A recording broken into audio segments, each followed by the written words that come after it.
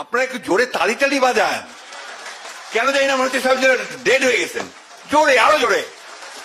হ্যাঁ, স্পিরিট নিয়ে আসেন। আমার বয়স এখন ৭৮, আপনাদের চেয়ে আমি অনেক বেশি স্পিরিটেড। Please, thank you. আমাদের নেতা খুব শিগগিরই আমাদের মাঝে আসবেন। আমি আজকে যেহেতু বাংলাদেশের সব এখানে উপস্থিত আছেন, আমাদের নেতৃবৃন্দ উপস্থিত আছেন বিএনপির, আমি আপনাদেরকে জানাতে চাই, নেতা যেদিন আমাদের আসবেন, যেদিন বাংলাদেশে পা দেবেন, সেদিন যেন সমগ্র বাংলাদেশ কেঁপে উঠে, বন্ধুগণ। এই কথাটা আপনাদের মনে রাখতে হবে, পারবেন তো? ইনশাআল্লাহ। গণতন্ত্রের মা, গণতন্ত্রের প্রতীক দেশনেত্রী বেগম খালেদা জিয়া, যিনি মুমূর্ষু অবস্থায় চিকিৎসাধীন রয়েছেন রাজধানীর এভারকেয়ার হাসপাতালে, আমাদের সেই সকল আন্দোলন সংগ্রামের প্রেরণা দেশনেত্রী বেগম খালেদা জিয়ার আশু সুস্থতা কামনা করছি। আজকে অত্যন্ত ভারাক্রান্ত হৃদয়ে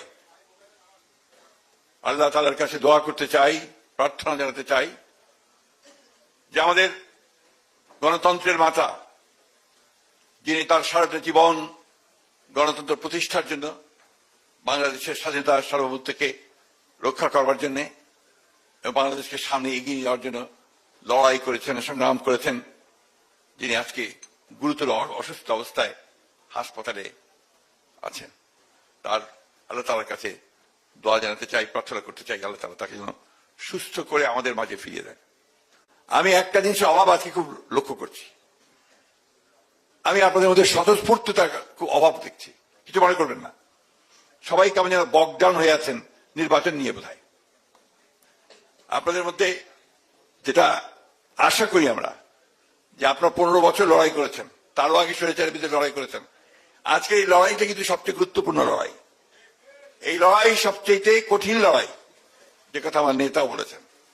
এই লড়াই আজকে আপনাকে পেছনের একটা টেনে নিয়ে যাওয়ার শক্তি, সেই শক্তির বিরুদ্ধে আজকে আপনাকে সামনের দিকে এগিয়ে যাওয়ার শক্তিকে জয়যুক্ত করতে হবে।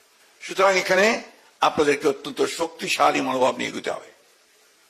আজকে যে দেশ গড়ার পরিকল্পনা আমাদের নেতা তারেক রহমান সাহেব দিয়েছেন, এটা একটা অভিনব ঘটনা বাংলাদেশের রাজনীতিতে।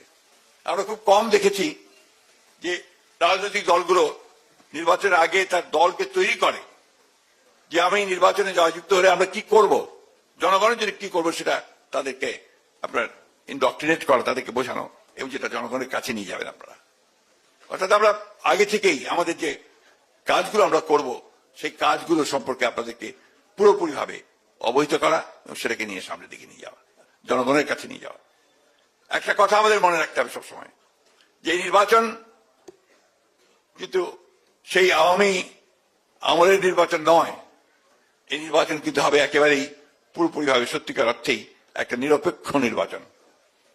তো সেই নিরপেক্ষ নির্বাচনে জয়যুক্ত হলে কিন্তু জনগণের ভালোবাসা আপনাদের নিতে হবে। You have to win over the people. আপনাকে মানুষের মন জয় করে তাকে ভোট কেন্দ্রে আনতে হবে এবং আপনার পক্ষে তাকে ভোট দেওয়াতে হবে। এখানে আপনারা সেই সৈনিকেরা, সেই সেনাপতিরা বসে আছেন।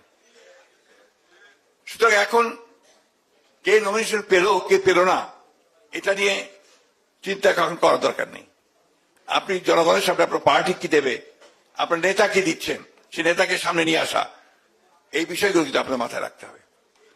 একটা লক্ষ্যে, যে আমরা আমাদের প্রিয় বাংলাদেশকে আমরা সত্যিকার অর্থেই আমাদের প্রতিষ্ঠাতা শহীদ প্রেসিডেন্ট জিয়া রহমানের যে স্বপ্ন, আমাদের নেত্রী দেশমাতা আপসীর গণতন্ত্রের নেত্রী বেগম খালেদা জিয়ার যে ত্যাগ, আমাদের নেতার যে ত্যাগ এবং স্বপ্ন, সেটাকে বাস্তবায়িত করবার সুযোগ এসেছে।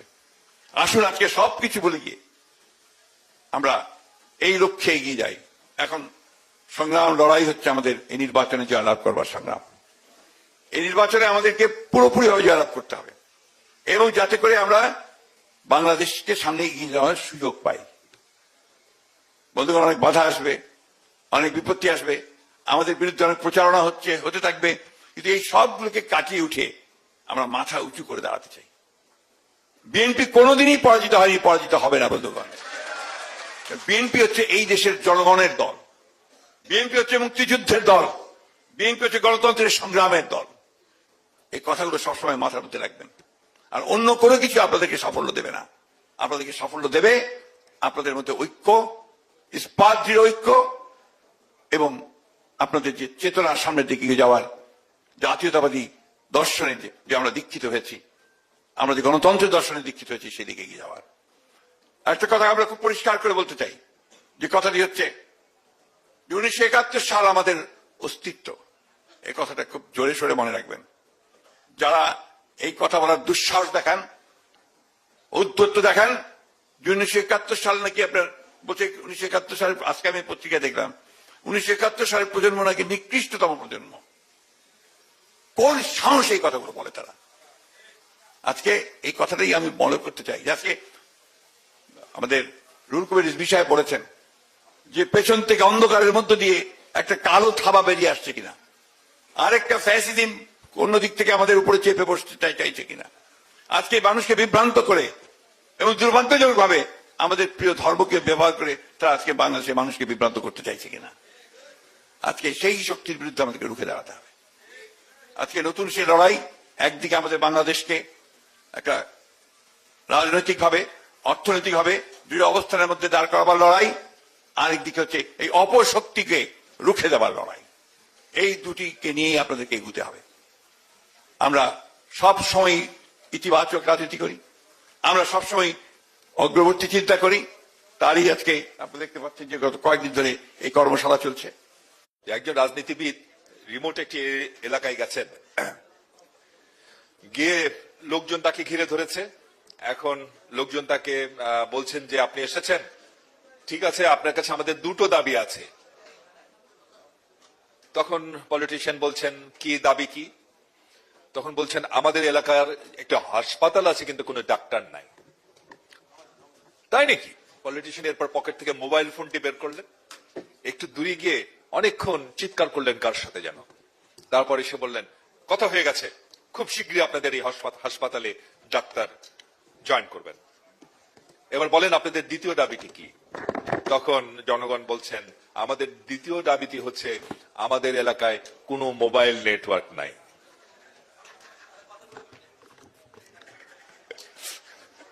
এই সমস্ত পলিটিশিয়ানদের কারণে আমাদের জনগণের রাজনীতিবিদদের উপর আস্থা নষ্ট হয়ে গেছে। আর আমাদের দেশে আপনারা জানেন তো, দুইজন বিশিষ্ট রাজনীতিবিদ, সাবেক অবৈধ প্রধানমন্ত্রী শেখ হাসিনা নির্বাচনের আগে 10 টাকা কেজি চালে খাওয়ানোর প্রতিশ্রুতি দিয়ে কত টাকা কেজি চাল খাইয়েছেন আপনারা নিশ্চয়ই সবই জানেন। আরেকজন পলিটিশিয়ান, আমি গতকালও বলেছি, হোসেন মোহাম্মদ এরশাদ, হঠাৎ করে একটি মসজিদে গিয়ে হাজির হতেন, গিয়ে বলতেন আমি গত রাত্রে স্বপ্নে দেখেছি যে আজকের এই জুম্মার নামাজটি আমি এই মসজিদে পড়ব। অথচ ওই এলাকার জনগণ দেখেছে যে ওই মসজিদে গত 1 মাস ধরে সিকিউরিটি গার্ডরা টহল দিয়ে বেড়াচ্ছেন, কোন নিরাপত্তা ঝুঁকি আছে কিনা। এরকম পলিটিশিয়ানদের কারণে, কিছু সংখ্যক পলিটিশিয়ানদের কারণে জনগণের মধ্যে রাজনীতিবিদদের সম্বন্ধে কিছু নেগেটিভ ধারণা তৈরি হয়েছে এবং জনগণ একটা কথা বললে বিশ্বাস করতে চায় না, তারা জানতে চায় যে আপনি